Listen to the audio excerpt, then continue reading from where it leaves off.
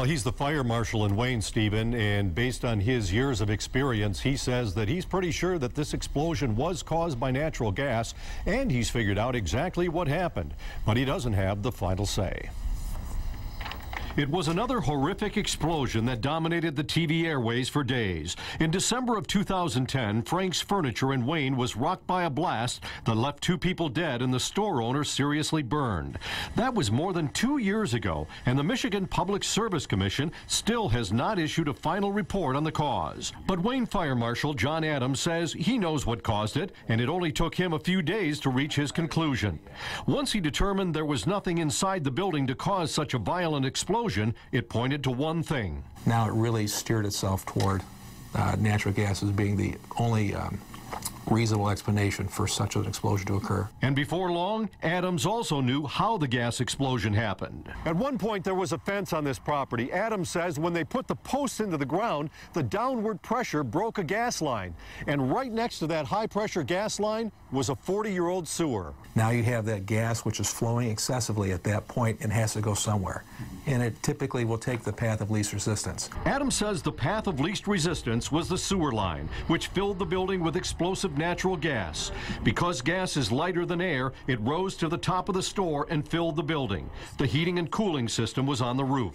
As it kicked on, because it was in the winter, it was December 29th, 2010, it ignited the product and hence the explosion that we had.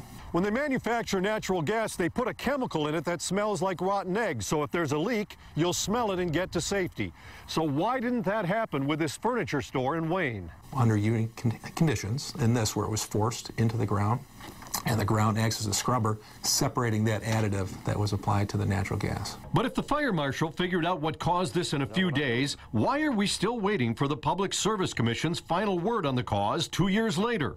Adams says when lawsuits are filed, as they were in this case, the utility is not going to go with the fire marshal's conclusion. So they don't always take that as factual opinion. They'll seek other experts to support their particular opinion on the incident. Attorney Jules Olsman represented store owner Paul Franks, who was badly burned. Consumers Energy settled out of court, even though they never conceded that natural gas was the cause of the blast. They may not be saying we're responsible, but they're there to say we're not here to argue whether we're responsible. We're here to deal fairly with the people, and they do.